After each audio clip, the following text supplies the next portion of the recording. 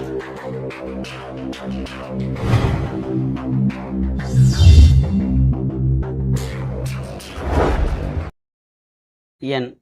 குலதெய்வமான குழந்தாளம்மனை போற்றி, பெரிய கற்பனசாமியை போற்றி, அனைவருக்கும் எனது பணிவான வணக்கங்கள். வணக்கம். உங்கள் ஜாதகம் யோக ஜாதகமா அப்படின்னு போடுறோம். நிறைய பேர் வந்துட்டு, ஐயா என் ஜாதகம் யோக ஜாதகமா, நல்ல ஜாதகமா அல்லது கெட்ட ஜாதகமா அப்படிலாம் பயம் இருக்கும், கேட்பாங்க. இந்த ஜோதிடத்தில் கொஞ்சம் தெரிஞ்சவங்க இல்லை அது கூட ஜோதிடத்தில் ஈடுபாடு உள்ளவங்கலாம் வந்து அதை ஆராய்ச்சி பண்ணிக்கிட்டே இருப்பாங்க. அது ரொம்ப போட்டு தலையை போட்டுலாம் முன்னாக்க வேண்டாம். லக்னத்துக்கு அதிபதி அவர் ஆட்சியாக இருக்காரா, உச்சமாக இருக்காரா, அல்லது லக்னத்தில் வந்து இயற்கை சுபக்கிரகங்களான குரு, சுக்கிரன், புதன், தனித்த புதன் அல்லது வளர்புரை சந்திரன் இவர்கள் தொடர்பு இருக்கிறதா, பார்வையோ இல்லை அந்த இடத்துல இருக்கிறாங்களா அப்படின்னு பார்க்கணும். இது லக்னத்தில் இயற்கை சுபரான குரு, வளர்புரை சந்திரன், தனித்த புதன், சுக்கிரன், லக்னத்துக்கு சுபர், லக்ன சுபர்கள் நிறைய விஷயங்கள் இருக்குது. இது தொடர்பு இருக்கிறதா அப்படின்னு இது பார்க்கணும். இது ஒரு யோகம். சரிங்களா? இதற்கு அடுத்தபடியாக 5ஆம் இடம், 9ஆம் இடம் லக்னாதிபதி. இந்த 3 இடத்துலையும் லக்னாதிபதி போய் 5ஆம் இடத்துல இருக்கலாம், இல்லை 5ஆம் இடத்துக்கு அதிபதி லக்னத்தில் இருக்கலாம். இந்த 9 லக்னம் 5, 9 இந்த 3 கிரகத்துக்கும் அதிபதிகள் இதில் எங்கே வேணாலும் இருந்தாலும் இது ஒரு யோக ஜாதகம். எங்கே இருக்கலாம்? எங்கே அப்படின்னா இந்த திரிகோணாதிபதிகள் 9ஆம் இடத்துக்கு அதிபதி லக்னத்தில் இருக்கலாம், அல்லது 5ஆம் இடத்துல இருக்கலாம், இல்லை 5ஆம் இடத்துக்கு அதிபதி 9ஆம் இடத்துல இருக்கலாம், இல்லாட்டி லக்னத்தில் இருக்கலாம். லக்னாதிபதியே போய் 5ஆம் இடம், 9 லக்னம் இப்படி தொடர்பு கொள்ளும் பொழுது இந்த 3 கிரகத்தையும் இது 3மே இப்படி தொடர்பு கொள்ளும் போது வலுவாயிருது. ஆட்சி உச்சம் இதாக இருக்கிறது. இதில் இயற்கை சுபரான வந்துடணும். எங்கேயுமே இயற்கை சுபரான அப்படின்னு சொல்லிடுவேன். அந்த கிரகங்கள் தொடர்பு கொள்ளும் பொழுது இப்போ உங்கள் ஜாதகம் யோக ஜாதகம்.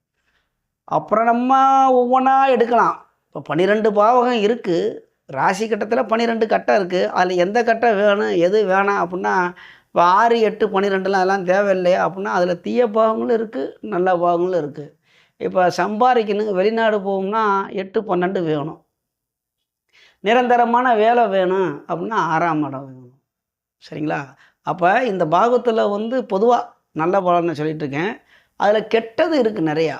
அப்போ இந்த அதிபதிகள் கெடுக்கத்தானே செய்வாங்க அப்படின்னா, வேறு மாதிரி பார்த்துடணும். எந்த ஒரு கிரகமும் அந்த பாகத்தில் அது வலுப்பெறும்போது அந்த பாகத்தோட வேலையை செய்யும். இப்போ எடுத்துக்கலாம். இப்போ 6ஆம் இடத்துக்கு அதிபதி 6ஆம் இடத்துலேருந்து வலுவாக இருந்தால் 6ஆம் இடத்தோடைய வேலையை செய்யத்தான் செய்வார். இல்லை 6ஆம் பாகத்தில் ஒரு கிரகம் போய் நல்ல வலுவாக இருக்குன்னா அந்த 6ஆம் இடத்தோடைய வேலையை எந்த பாகத்து அதிபதி போய் நிற்குதோ அதோடைய 2 கனெக்ட் ஆகி ஒரு வேலையை செய்யும்.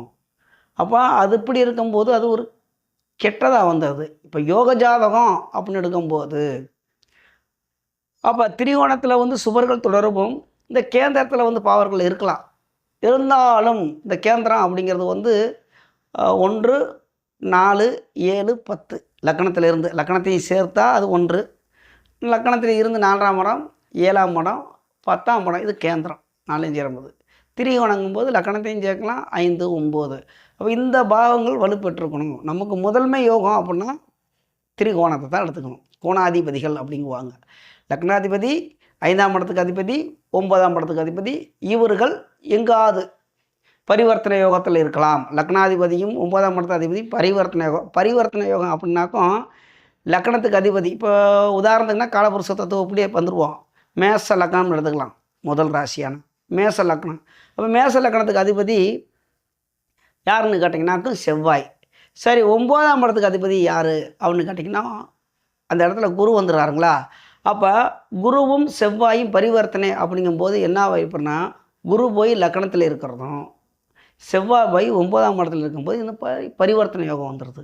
அப்போ இது ஒரு யோக ஜாதகம். அதேமாதிரி 5ஆம் இடத்துக்கு அதிபதி. அப்போ மேச லக்னத்துக்கு 5ஆம் இடத்துக்கு அதிபதியாக வர்றது யாருன்னு கேட்டிங்கனாக்கும் சூரியன். சிம்மந்தன 5 வருது. அப்போ சூரியனும் செவ்வாயும் பரிவர்த்தனை யோகத்தில் இருக்கும்போது நன்மை தான். சரி, இவர்கள் அப்படி இல்லாமல் எங்கேயாவது இருந்தாலும் இந்த 3 பேரும் இந்த 3 கட்டத்தில் இப்போ செவ்வாய் போய் மேச லக்னமாக இருந்தால் செவ்வாய் போய் சிம்மத்திலையும் இருக்கலாம் அல்லது தனுசுலேயும் இருக்கலாம். அப்போ லக்னாதிபதி போய் 5ஆம் இடத்துலையோ அல்லது 9ஆம் இடத்துல இருக்கும்போது யோகம். அதேமாரி சூரியன் வந்து தனுசுலேயும் இருக்கலாம், மேசத்துலேயும் இருக்கலாம். 5ஆம் இடத்துக்கு அதிபதி 9லையோ அல்லது போய் லக்னத்தில் இருக்கலாம். அப்போ இது ஒரு யோகம். குரு 9ஆம் இடத்துக்கு அதிபதி லக்னத்துலேயும் இருக்கலாம், 9ஆம் இடத்துல இருக்கும்போதே ஆட்சி தான். லக்னத்துலேயும் இருக்கலாம் அல்லது சிம்மத்தில் போய் இருக்கலாம் 5ஆம் இடத்துல. அப்போ இது ஒரு முதன்மை யோகம் அப்படி எடுத்துக்கலாம். சரிங்களா? அப்போ இந்த மாதிரி தான் வந்து இது யோக ஜாதகம்னு எடுத்தாச்சு. இதுக்கு மேலே ஒவ்வொன்றையும் பார்க்கலாம். யோகம்னா அப்புறம் 7ஆம் இடம் இல்லாமல் அப்புறம் இது மட்டும் இருந்தால் ஆள் மட்டும் நல்லா இருந்தால் எப்படி சாப்பாடு இருக்குது, துணி இருக்குது, எல்லாமே இருக்குது. அப்புறம் மனைவி வேணாமா? சரி, அழகான மனைவி வந்துருச்சு, அடுத்து குழந்தை வேணாமா? அப்படி ஒவ்வொரு பாகமும் பார்த்துட்டு போகலாம். அதனால் ஒரு யோக ஜாதகம் அப்படின்னா சாப்பாடு, துணிமணி, சொத்து சுகம் எல்லாமே கிடைக்கக்கூடியது. இந்த நான் சொன்ன இந்த 3 பாகங்கள் வலுப்பெற்றிருக்கும் போது அவர் வாட்டில் நீட்டாக இருப்பார். அப்படி எடுத்துக்கலாம். மற்றது ஒவ்வொன்றா ஒவ்வொரு பாகத்தை பார்க்கணும். இதில் நமது யூடியூப் நேயர் வந்து ஈரோட்டில் இருந்து ஒரு அம்மையார் வந்து அவங்க மகனுடைய ஜாதகத்துக்கு வந்து பலன் கேட்டிருக்காங்க. நான் பொதுவான வந்து இந்த பொதுவான ஒரு கேள்வியாக இருந்து எல்லாத்துக்கும் பயன்படுறதா இருந்தால் நான் பதில் தந்துக்கிட்டு தான் இருக்கேன். இது வந்து தனிப்பட்ட முறையில் கேள்வி கேட்டிருக்காங்க. இருந்தாலும் அவங்களுக்கு இதில் பதில் தரலாம். தனிப்பட்ட ஜாதகத்துக்கு கொடுக்குறது அவ்வளோ ஒத்து வராது. ஏன்னா யூடியூப்லலாம் வந்து நம்ம ஒரு பலன் சொல்கிறோம்னா எல்லாருக்கும் பயனடையணும். சரிங்களா? அப்போ தனிப்பட்ட முறையில் பார்க்கணும்னா என்கிட்ட வந்து நீங்கள் வந்து சின்னதாக தான் காணிக்க வாங்குகிறேன். நீங்கள் ஃபோன் மூலியமாக அதில் வந்து பலன் கேட்டு தெரிஞ்சுக்கலாம். உங்களுடைய ஜாதகம் எப்படி இருக்குது, அதோட முழுமையாக என்னென்னா உங்களுக்கு டவுட்டோ என்கிட்ட ஃபோன் பண்ணி கேட்டுக்கலாம். அதுக்கு சின்னதாக ஒரு காணிக்க வாங்கிட்டு தான் இருக்கேன். சரிங்களா? எல்லோரும் பார்க்குறாங்க.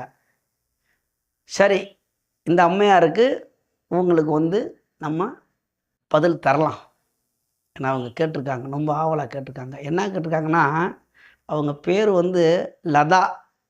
இந்த அம்மையாரோடைய பேர் வந்து லதாங்கிறாங்க. இது நீங்கள் முதல்ல கோச்சிக்காதீங்க, என்னால் அம்மையாருங்கிறாருங்க, வயசு கம்மியாக இருக்குது அப்படின்னு. எனக்கு வயசுலாம் தெரியாது. பொதுவாக நம்ம தமிழர் பண்பே வந்து தாயே அப்படின்னு எல்லோரும் கூப்பிடுவாங்க அந்த காலத்தில். அப்போ நான் அம்மையார்னு சொல்கிறதுனால என்னோட வயசு கம்மியாக இருந்தாலும் தாய் தான். ஒரு பிள்ளையை பற்றி தாயாக இருக்கீங்க. வயசு கூடையாக இருந்தாலும் நீங்கள் அம்மையார் தான். சரிங்களா? ஏன்னா அந்த ஒரு வாக்கு சில பேர் வந்து அக்கான்னு கூப்பிட்டாலே கோச்சிக்கிறாங்க. அப்போ நான் உங்களோட வயசுக்கு மூத்ததா அப்படின்னு இந்த காலத்தில் பொதுவாக சொல்கிறேன். சரி, வந்துடலாம். என்ன கேட்குறாங்க அப்படின்னாக்கும், என் மகன் திருமணம் மற்றும் எதிர்கால வாழ்க்கையை பற்றி கூறுங்கள் ஐயா அப்படின்னு இருக்காங்க. பெயர் வந்து என்ன பேர்? நித்தீஷ் அப்படின்னு போட்டிருக்காங்க. சரிங்களா? ரைட்டு, பார்த்துடலாமா? திருமணம் அப்படின்னு எடுத்துட்டிங்கனாக்கும் 7ஆம் இடத்தோட தொடர்பு இருக்கிறத பார்க்கணும். தசாபதிக்கு வந்துடணும். 7ஆம் இடத்துக்கு அதிபதி எப்படி இருக்கார், 7ஆம் இடத்தோட தொடர்பு கொள்கிற கிரகங்கள் எப்படி இருக்குது, 7, 8 ராசி லக்கணத்துக்கு பார்க்கணும். சரிங்களா? அதை பார்த்துருவோம். அடுத்தது என்ன கேட்குறீங்க, எதிர்கால வாழ்க்கை. எதிர்காலம்னு இப்போ சொன்னேன் பாருங்கள். அது அந்த மாதிரி வலுவாக இருந்தாலே வந்து உங்கள் பிள்ளைக்கு ஒன்றும் பயப்பட தேவையில்லை. சரி, பார்ப்போம். அதுக்கு மேலே இப்படிலாம் இருந்து தசா புத்திகள் லக்கணத்துக்கு நண்பரோடையது இந்த மாதிரி கொடுக்கக்கூடிய தசா புத்திகள் வந்துருச்சுன்னா எதிர்காலம் நன்றாகவே இருக்கும் பொதுவாக. அப்போ இன்னும் ஒன்று, அந்த ஜாதகம் வந்து இப்போ எவ்வளோ தான் கெடுதல் வந்தாலும் நல்லதே வந்தாலும் லக்னாதிபதி வலுவாக இருக்கும் பொழுது அதை அனுசரித்து வயசுக்கு தகுந்தாற் போல் அதோடைய பலன் நடக்கும். நல்ல யோகங்கள் இருக்கும்போது யோகங்கள் கண்டிப்பாக வந்தே தீரும். கஷ்டங்கள் இந்த மாதிரி ஒரு இதாக வரும்போது அது வரும். அது கொஞ்சம் லக்னாதிபதி வலு இருக்கும்போது தாங்கிக்கலாம். சரிங்களா? அப்போ பயப்பட தேவையில்லை. லக்னாதிபதி 9ஆம் இடத்துக்கு அதிபதி 5ஆம் இடத்துக்கு அதிபதிலாம் வலுவாக இருந்து லக்னத்தில் சுபக்குரங்கள்லாம் தொடர்பு கொள்ளும் பொழுது வலுவாகத்தான் இருக்கும். சரிங்களா? பார்த்துருவோம். பிறந்த தேதி சொன்ன நான் ஞாபகம் இல்லை, இருந்தாலும் மீண்டும் ஒரு தடவை அந்த பிறந்த தேதியை சொல்லுவோம். 16ஆம் தேதி 11வது மாதம் 1998 சாயங்காலம் மாலை 5:10 திங்கட்கிழமை, துலாம் ராசி, சித்திரை நட்சத்திரம் 3ஆம் பாதம். அப்புறம் என்ன, மேச லக்னம், இடம் ஈரோடு அப்படின்னு அவங்களே போட்டிருக்காங்க. சரிங்களா? நன்றி ஐயான்னு. கண்டிப்பாக பதில் தர்றேங்கம்மா. எடுத்தாச்சு. ஆமாம், நீங்கள் சொன்ன மாதிரி அந்த ஜாதகர் வந்து பிறந்தது திங்கக்கிழமை தான். உங்கள் ஜாதகம் கரெக்டு. திருக்கணித முறைப்படி சித்திரை நட்சத்திரம் 3ஆம் பாதம், துலாம் ராசி தான், லக்னம் மேசம்தான். இந்த ஸ்க்ரீனில் வந்து உங்கள் ராசி கட்டம் வருது, பார்த்துக்குங்க. லக்னத்திலே வந்து சனி நீச்சம் அடைகிறார், ஆயிட்டு போட்டோம், வக்ரம் ஆகிறார். சரிங்களா? அடுத்து லக்னத்துக்கு 5ஆம் இடத்தில் ராகு இருக்கிறார், செவ்வாய் இருக்கிறாங்க. செவ்வாய் லக்னாதிபதி ராகுவோட சேர்ந்துருக்காரா? சரி பார்ப்போம் எல்லாத்தையும் சொல்லிட்டு. அப்போ லக்னத்துக்கு 5ஆம் இடத்தில் செவ்வாயும் ராகு இருக்கிறாங்க. 7ஆம் இடத்தில் சந்திரன், 8இல் சூரியன், சுக்கிரன், புதன், 11ஆம் இடத்தில் குருவும் கேதுவும். சரிங்களா? அதுதான் உங்கள் இந்த ராசி கட்டத்தோடைய அமைப்பு. இதில் எந்த கிரகம்லாம் வலுவாக இருக்குது அப்படின்னு கேட்டிங்கன்னா, லக்கணத்தில் சனி இருக்கலாமா அப்படின்னா இந்த மேச லக்கணத்துக்கு கர்மாதிபதி, அதாவது தொழிலை கொடுக்கக்கூடிய அதிபதி, லாபாதிபதியும் அவர் தான் இந்த சனி. இப்போ அவர் போய் அங்கே போய் நீச்சம் அடைகிறாரு. நீச்சம் அடைகிறங்கிறது எந்த ஒரு கிரகமும். அப்போ நீச்சம் அப்படிங்கும்போது சனி வந்து ஆயுளுக்காரங்கன்னு வர இல்லைங்கயா. அப்போ ஆயுளுக்கெல்லாம் பங்கம் வருமா? இல்லை, இந்த ஆயுளுங்கிறது இது அப்படிங்கும்போது அவர் அங்கே வக்ரம் பட்டுட்டார். தீய பலனை செய்ய முடியாது. அப்போ தீய பலனை செய்ய முடியாதுன்னா நல்ல பலனை செய்யணும். எடுத்துக்கலாம். ஒருத்தருக்கு கெடுக்க வேண்டியவர் நமக்கு கெடுக்காமல் இருந்தாலே போதும்ல. அப்போ சனி அங்கே கெடுக்கக்கூடிய நிலைமையில இல்லை. சந்திரன் பார்க்குறார். இதில் சந்திரனை சனி பார்க்குறதா புணர்ப்பு தோஷங்கிறாங்க. சனி சந்திரனா தாயார். 7ஆம் பாவத்தை சனி பார்க்குறதுனால தாமிதம் திருமணம் தாமிதம். அப்போ தசாபதிக்கு வந்துடுவோம். சரிங்களா?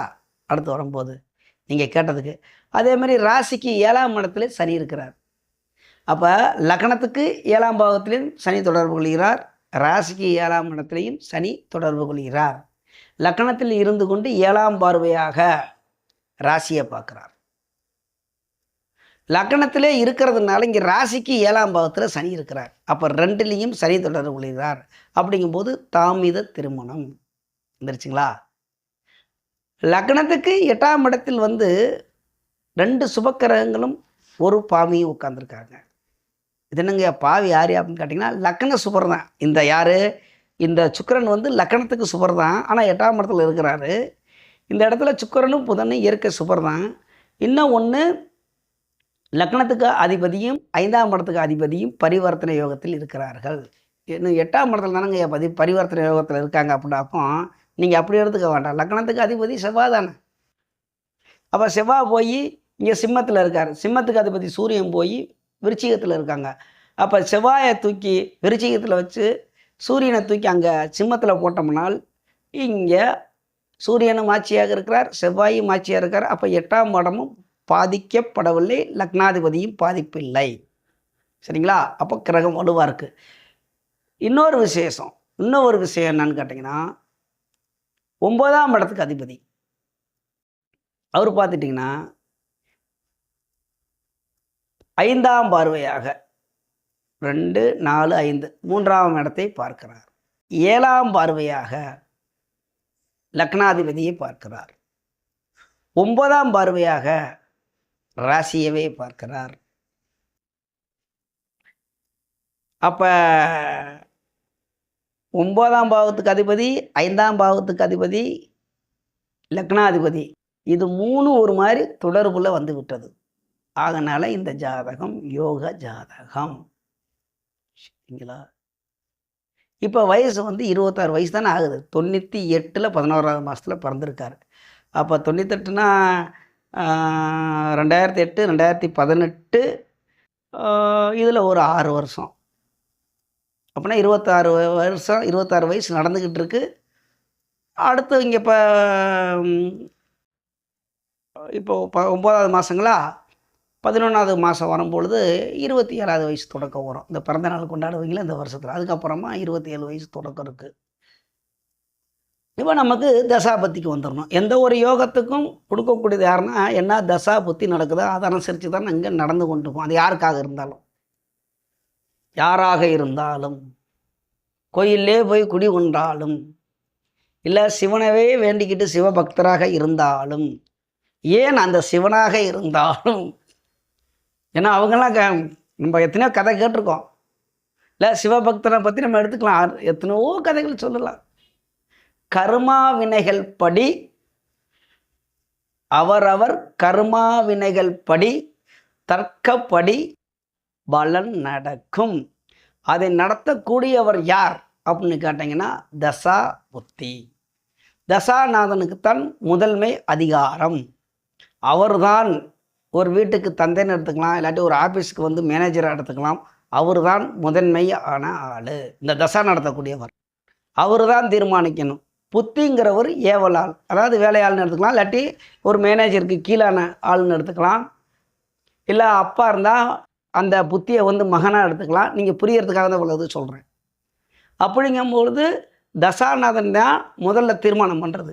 இப்போ ஒரு கோயிலுக்கு போகிறோம், மூல தெய்வம்னு கும்பிட்றோம்ல, தலைமை தெய்வம்னு. இப்போ இந்த கோயிலுக்கு போனாலும் மூலவர் யார் அப்படிங்கிறோம்ல. அடுத்து பரிவர்த்தனை தெய்வங்கள்னு வந்துடும், காவல் தெய்வம்னு வந்துடும். அப்போ இந்த தசாநாதன் அந்த கோயிலில் மெயின் தெய்வம், பரிவர்த்தனை தெய்வம் புத்தி நாதன் அப்படின்னு நினைக்கிறேன். முதலாளி தான் தசநாதன், அந்த அவர் சொல்கிறத செய்கிறவர் தான் புத்திநாதன். தசாநாதனை மீறி புத்திநாதன் கொடுத்து விட முடியாது. அப்போ பார்த்துடலாம் இப்போ எப்படி நடக்கும். கொஞ்சம் விரிவாக தான் பார்க்குறவங்க ஜாதகத்தை. இதுக்கு மேலே விரிவு உங்களுக்கு எதுவும் டவுட் வேணும்னா என்கிட்ட நீங்கள் நேரடியாக தொடர்பு கொள்ளலாம். ஆனால் ஃபீஸ் தான், ஓசி கிடையாது. யூடியூப்பில் போகிறதுக்கு மட்டும்தான் ஓசி. காணிக்கை வாங்காமல் யாருக்கும் ஜாதகம் சொல்ல மாட்டேன், சரிங்களா? யாராக இருந்தாலும். 2019 லாஸ்ட்டில் குருதசை வருது இந்த லக்னத்துக்கு, மேச லக்னத்துக்கு. மேச லக்னத்துக்கு வந்து இந்த குரு வந்து 9ஆம் இடத்துக்கு அதிபதி, 11ஆம் இடத்தில் இருக்கிறார். அப்போ இந்த 11ஆம் இடம் வந்து மாரகஸ்தானமாக அப்படின்னு எடுத்துக்கிட்டோம்னாக்கா அது எல்லா லக்கணத்துக்கும் எடுக்க முடியாது, உபய லக்கணத்துக்கு மட்டும்தான். இப்போ இது சரராசி, மேச லக்கணங்கிறது வந்து சரராசியில் இருக்குது. ஸ்தரம் ஸ்திரம் உபயம், ஏதோ பாடம் நடத்துகிற மாதிரி சொல்லிக்கிட்டு இருக்கேன், புரியுதானான்னு தெரியல. மிக விரைவாக போட்டதுக்கெல்லாம் விளக்குவோம். இப்போ இதில் ஜோதிட இந்த கொஞ்ச நாள் பாடத்தை பற்றி தெரிஞ்சவங்களுக்கு தான் நான் சொல்கிறது புரியும். இந்த ஸ்தரம் சிரம் உபயம்லாம் இருந்தாலும் நீங்கள் தெரிஞ்சுங்க. சரம் அப்படின்னாக்கும் மேச லக்கணம், ஸ்திரம்னா ரிஷபம், உபயம்னா மிதுனம். இதேமாதிரி மாறி மாறி வரும், ஸ்தரம் ஸ்திரம் உபயம்னு. அது ஒரு நாளைக்கு பாடமாக போட்டுடலாம். இப்போ ஸ்தரத்துக்கு வந்து 2ஆம் இடத்துக்கு அதிபதியும் 7ஆம் இடத்துக்கு அதிபதி தான் வந்து மரகாதிபதியாக வருவாங்க. அவர் வந்து சுக்கிரன் தான். சரி, சுக்கிரன் மரத்தை தான் செய்வாரா அப்படின்னா நன்மையும் செய்வார். ஏன்னா அப்புறம் மனைவியை கொடுக்கணும்ல. சரி பார்ப்போம். இப்போ அவருக்கு வந்து குருதசை வந்து 2019 முடிஞ்சு லாஸ்ட் அப்படிங்கும்போது 2020லேருந்தே வந்துருச்சு. அப்போ குரு வந்து இவருக்கு கொடுப்பார். ஒரு தொழிலை கொடுக்கணும், இந்த ஜாதகருக்கு என்னெல்லாம் தேவையோ அடிப்படை தேவையோ அதை அனைத்தையும் கொடுப்பார். வேலையை கொடுக்கணும், வருமானத்தை கொடுக்கணும். வேலை வந்தால் வருமானம் ஆட்டோமேட்டிக் வந்துடும். பணம் சேமிப்பை கொடுக்கணும். 11ஆம் இடம் கவனமாக இருக்கணும். 2வது வந்து நீங்கள் வந்து எதிர்காலம் நல்லா இருக்கும். சொல்லிடுறேன், குருதசை சனி தசை புதன்லாம் வந்து கொடுக்கத்தான் செய்வாங்க. அவங்க வந்து எதிரியாக இருந்தாலும் அங்கே கொடுக்கக்கூடிய இடத்துல தான் இருக்காங்களே ஒழிஞ்சி கெடுக்கக்கூடிய இடத்துல கிடையாது, சரிங்களா? அப்போ எதிர்காலமும் நல்லா இருக்குது. திருமண வாழ்க்கையை பற்றி கேட்குறீங்க. இப்போ நடப்பு வந்து குருதசை சனி புத்தியில் வந்து நடக்காது. அது வந்து ஆகஸ்ட்டோட முடிஞ்சு போச்சு. சனி வந்து ஏதோ தாமதப்படுத்தக்கூடிய வந்தான். அவன் ராசி லக்கணத்துக்கு 7ஆம் இடத்தோட தான் தொடர்பு கொள்கிறான். இருந்தாலும் அவன் வக்ரம் பெற்றிருந்தாலும் குருதசையில் சனி புத்தியில் வந்து அந்த சனிங்கிறது எதுவுமே தாமதப்படுத்திக்கிட்டு தான் போவான். வந்தாலும் அதில் நடக்கலை. சரி, போனதை பற்றி கவலை இல்லை. இப்போ குருதசை புதன் புத்தியில் நடக்குதா? இப்போ வந்து நடந்துக்கிட்டு இருக்குது. அது 2 8ஆம் இடத்தோட தொடர்பு கொள்கிறது. இப்போ ஒருத்தருக்கு திருமணம் நடக்கணும்னா 2ஆம் இடம் 7ஆம் இடம் 8ஆம் இடம் இங்கே 12 11ஆம் இடம் இப்படிலாம் வரும்போது அதுக்கு அதிபதிகளோட புத்தியோ தசையோ வரும்போதெல்லாம் திருமணம் நடக்கும். இங்கே 9ஆம் இடத்துக்கு அதிபதி 12ஆம் இடத்துக்கு அதிபதியும் குரு தான். அவர் 11ஆம் இடத்தில் இருந்து கொண்டு தசை நடத்துக்கிறார். அவர் வந்து நொம்பையும் கெட்டுலாம் போகல. செவ்வாய்ங்கிறது லக்னாதிபதி தான் பார்க்குறாரு. அதனால் ஒன்றும் அந்த இடத்துல பாவக்கிரகமாக எடுக்கக்கூடாது. யாரை? செவ்வாயை. அப்போ குரு கெடல, கேது கூட தான் இருக்கார். அப்போ குரு தசை கண்டிப்பாக உறுதியாக கொடுக்க செய்யும். இப்போ திருமணம் எப்பத்தாயா அப்படின்னு கேட்டிங்கன்னா குரு தசை சுக்கிர புத்தியில் தான் நடக்கும். இங்கே தாமத திருமணம் வந்துடுது. அந்த அடிப்படையில் பார்க்கும்போது 29 வயசு எதிர்பார்க்கலாம். சரி, இப்போ நடக்கிறதுக்கு வாய்ப்பு இருக்கா அப்படின்னு கேட்டிங்கன்னா, அந்த 8ஆம் பாவத்தில் இருக்கிற புதன். ஏன்னா 8ஆம் பாவத்தில் வந்து அந்த சுக்கிரன் அஸ்தங்கம் ஆயிருக்கான். அஸ்தங்கம் ஆனாலும் 2க்கும் 7க்கும் அதிபதி. குருதசை சுக்கிரபுத்தியில் கண்டிப்பாக உறுதியாக திருமணத்தை கொடுக்கணும். சுக்கிரன் கொடுக்க மாட்டாரா அப்படின்னு கேட்டிங்கன்னா, அவர் வந்து 3ஆம் இடத்துக்கு 6ஆம் இடத்துக்கு அதிபதி. கெட்டவன் கெட்டிடும் கிட்டிட ராஜயோகம்னு ஒரு கணக்கு இருக்குது. அவன் கெட்டவன் போய் 8ஆம் இடத்துல போய் மறைவு ஸ்தானத்தில் இருக்கான், அதனால் கொடுத்துருவானா அப்படின்னு ஒரு யோகம் இருக்குது. புதன் தசைனா இப்போயே கொடுக்கணும் தான். ஏன்னா அந்த திருமணத்தை கொடுக்கக்கூடிய யோகம் தான் இருக்குது. இருந்தாலும் குருதசை சுக்கிரபுத்தியில் தான் திருமணம் நடக்கும். நீங்கள் இப்போ இருந்தே அதுக்கு முயற்சி பண்ணிக்கிட்டு இருக்கலாம். இப்போ பொண்ணு கிடச்சா தாராளமாக திருமணம் பண்ணலாம். புதன் வந்து கொடுக்கறதுக்கு யோகங்கள் இருக்குது. திருமணம் பண்ணுறதுக்கு யோகம், ஒரு பொண்ணை அமைத்து கொடுக்கறதுக்குள்ள காலகட்டங்கள் இப்போயே ரெடியாக இருக்குது. குருதசை புதன் புத்தியில் இருந்தாலும் குருதசை சுக்கிரன் புத்தியில் உறுதியாக திருமணம் நடந்தணும். சரிங்களா? ஏன்னா இந்த தாமத திருமணங்கிறது சனி பார்த்தால் ராசி லக்னத்துக்கு 2க்குமே வந்து தொடர்புகள் இருக்குல்ல. லக்னத்தில் இருந்து கொண்டு லக்னத்துக்கு 7ஆம் இடத்தை தொடர்பு கொள்கிறான். ராசிக்கு 7ஆம் இடத்துல சனி இருந்து கொண்டு அங்கே ஆகையினால தாமத திருமணம் நடக்கும். இது யோக ஜாதகம். எதிர்காலம் அருமையாக இருக்குது. நான் இவ்வளோக்கு முன்னாடி சொன்னது ஃபுல்லாக உங்கள் ஜாதகத்தில் இருக்குது. சரிங்களா? இது ஒரு யோக ஜாதகம்.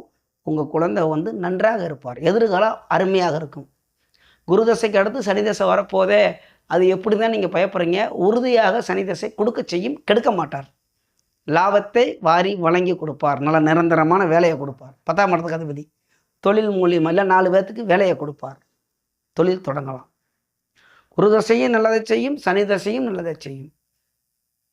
அப்புறம் அப்படியே லைனாக போயிடக்கூடாது. புதன் கேது சுக்கிரன்லாம் அது வரும். நல்ல யோக ஜாதகம் நன்மையவே செய்யும். சரிங்களா? பயப்பட வேணாம். இப்போ இதே மாதிரி வந்து என்னுடைய யூடியூப்பை பார்த்துக்கிட்டு இருக்கவங்களுக்குலாம் சந்தேகம் வரலாம். நம்ம ஜாதகத்தெல்லாம் ஐயா போட மாட்டாரான்னு. பொதுவான கேள்வி கேளுங்க. உங்கள் பிறந்த தேதியை போட்டு இப்போ நான் சொல்கிறேன்னா இதனால் ஒரு 10 பேர் பயனடையணும். அவ்வளோதான் என்னுடைய ஒரு விருப்பம். எனக்கு ஒரு மனிதன் தானே நான். எனக்கு ஒரு ஆசை இருக்குதுல்ல. நான் ஒரு வீடியோ போடுறேன். நமக்கு நேரம்லாம் இருக்குது. அதெல்லாம் ஒதுக்கி வீடியோ போடுறோம்.